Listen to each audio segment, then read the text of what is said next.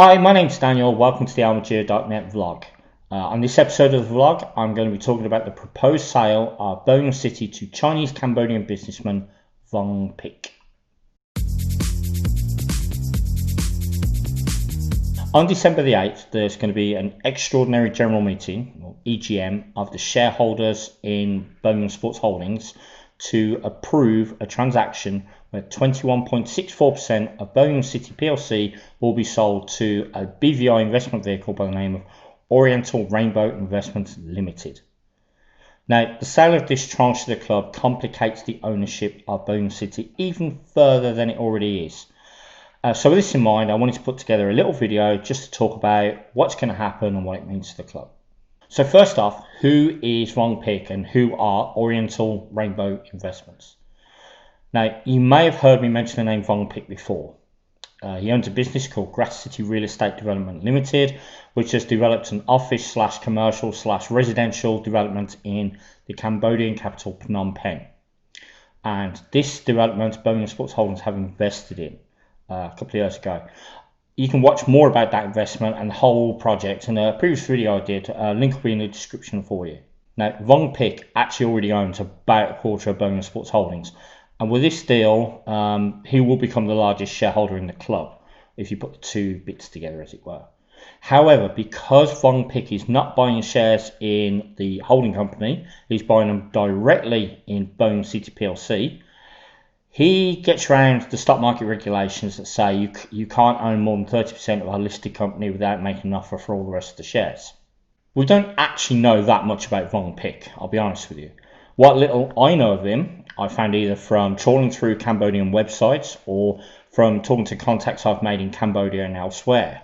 I know that while Vong Pik holds a Cambodian passport, he was actually born in China, and that he runs at least 33 companies in Cambodia. Those are the ones I've found anyway.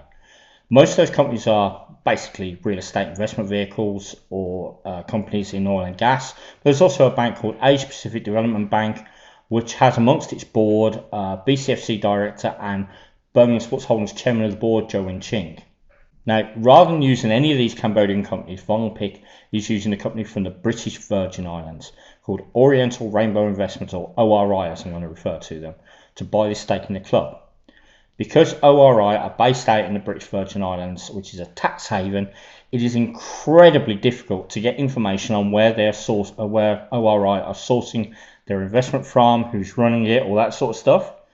And the upshot of that is the finances of the club are going to become less transparent, more opaque once this partial sale is completed. Why the need for a British Virgin Islands investment vehicle?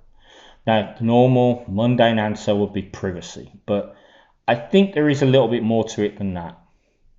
So I did some digging, and documentation I found for ORI in the Hong Kong Company Registry has brought up a company there with a gentleman named Wang Zhao Chen as their authorised representative in Hong Kong, and he gives his address mysteriously as the office address where all of Mr. King's businesses are based in Hong Kong. This, coupled with the other links I found that connect Vong Pik to the elusive Mr. King, or to use his real name Wang Kiao Hui, suggests that Vong Pik is nothing more than a frontman for Mr. King.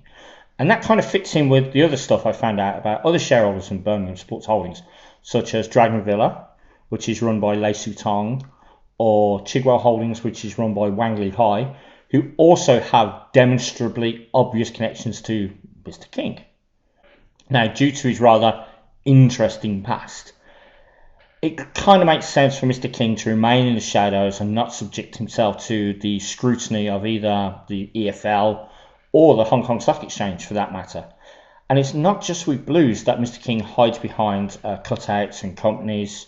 Both his company and the house he lives in London are officially owned by other people who are connected to him. He's got two other properties in London, which are in the name of his common law partner, Tang Yu Hong. Now, I emailed DFL to say, has Vong Pik already taken the owners and directors test due to the number of shares he holds in Birmingham Sports Holdings? And in their reply, as you'd expect, DFL declined to comment and told me to speak to the club. Now, despite the mess that happened up in Wigan and the ongoing issues at Charlton, to name but two examples, I do not believe the EFL will make much more than a cursory check about Vong Pech. So the big question, I think, on most people's lips with all this is, well, we're going to spend money in January. We need a striker.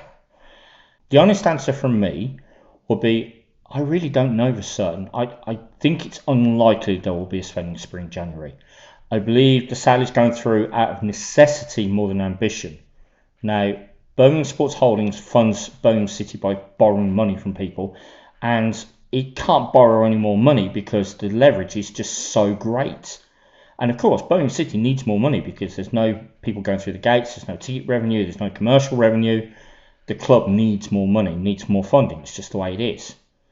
So the only way I can see for funding to come in to Birmingham City is for a company to directly take a chunk of Birmingham City and then either pump money in, either as a shareholder loans or by creating new shares, something that's happened with regularity across the expressway since Sawiris and Edens have taken over.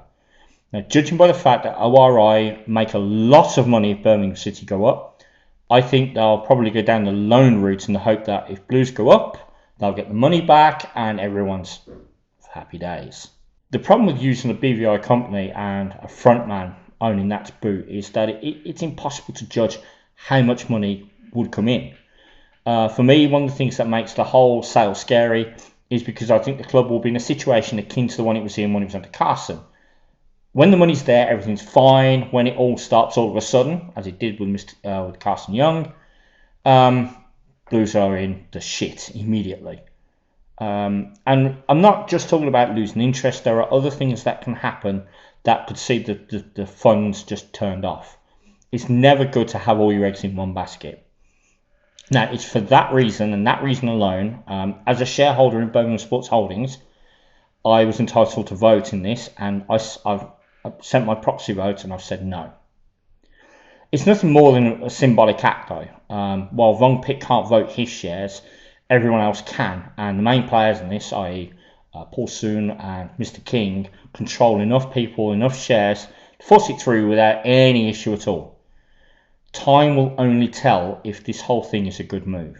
Now, if you enjoyed this content about Blues owners, about partial sale, then please click like and subscribe for more content. I promise it won't be so long until the next video.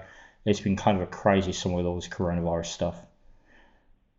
To all of you out there, till next time, keep right on.